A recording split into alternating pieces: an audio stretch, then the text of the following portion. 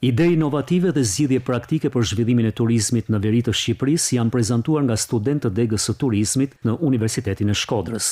Në fokus të temave të studentëve është zhvillimi i turizmit të gjithëvjetor në disa prej zonave më të njohura turistike të qarkut të Shkodrës.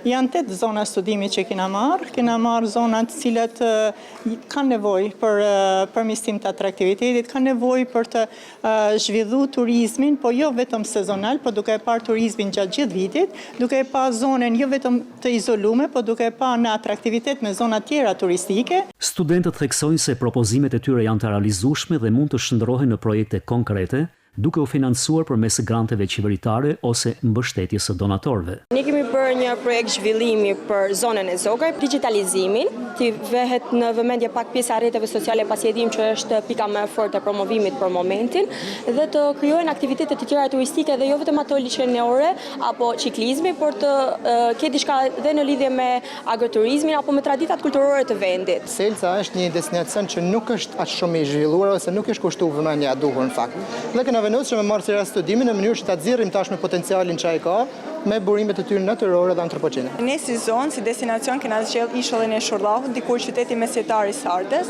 Kena zgjedhur këtë atraksion, këtë destinacion turistik që për ta përmirësuar nga atraktiviteti, përmeruar trashëgiminë sepse është një vend që ka mjaft trashëgimi kulturore. Ky workshop, i kthyer në një traditë vjetore nga Fakulteti Ekonomik i Universitetit të Shkodrës, synon që të nxjisë krijimtarinë dhe mendimin inovativ të studentëve në funksion të zhvillimit të qëndrueshëm të turizmit në zonën veriore të vendit.